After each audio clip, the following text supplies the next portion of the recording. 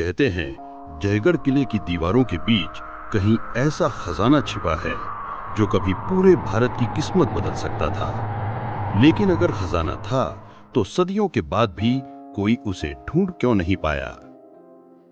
और फिर 1977 में बिना किसी चेतावनी के सेना, सरकार और इंटेलिजेंस जयगढ़ किले में घुस गई।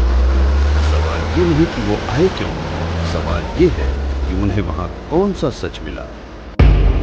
जयगढ़ किला राजस्थान की पहाड़ियों पर खड़ा एक मौन दानव। सुबह की रोशनी भी इसकी दीवारों पर पड़कर ठिठक जाती है, मानो किला आज भी किसी रहस्य की रखवाली कर रहा हो।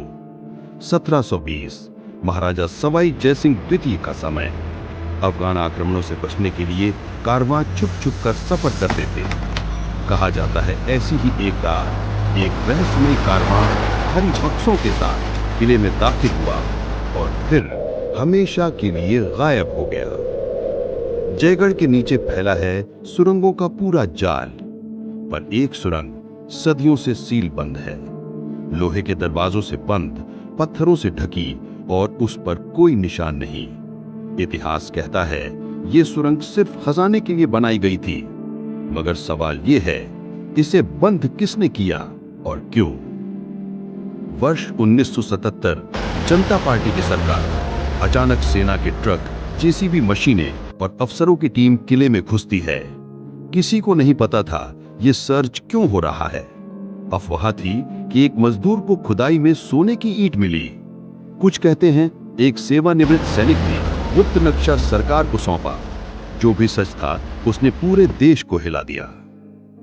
किले की दीवारें टूटी, सुरंगें खोली गईं, पर रिपोर्ट कहती है कुछ भी नहीं मिला। लेकिन यहीं से कहानी मोड़ लेती है। कई अधिकारियों ने बाद में स्वीकार किया कि उन्होंने कुछ ऐसा देखा जिसे कभी सरकारी फाइलों में दर्ज भी नहीं किया गया। क्या वो खजाना था या कुछ और? कुछ लोग मानते हैं खजाना मिला था और चुपचाप विदेश भेज दिया गया। सरकार ने इन दावों को झूठ कहा, लेकिन स्थानीय लोग आज भी याद करते हैं वे रातें जब ट्रकों की कतारें किले से निकलती थीं और उनके पहियों पर धूल नहीं, सोने की चमक चिपकी होती थी। आज भी किला खड़ा है, वही दीवारें, वही हवा, वही सन्नाटा। इतिहासकार कहते हैं ये दुनिया का सबसे बड़ा लॉस्ट ट्रेजर हो सकता है। और कुछ लोग मानते हैं खजाना आज भी वहीं पर है, बस सही पत्थर, सही दरवाजा और सही सुराग किसी ने अब तक तलाशा ही नहीं। तो सवाल ये नहीं कि खजाना कहां गया, सवाल ये है कि क्या हम आज भी उस रहस्य के बाहर खड़े हैं या खजाना शुरुआत से ही किसी और कहानी का हिस्सा था। अगर आपको इस कहानी से थोड़ा भी जानकारी मिला है तो चैनल को सब्सक्राइब और लाइक जरूर करें, ताकि ऐसे ही रहस्य वाली कहानी मैं लाता रहूं आपके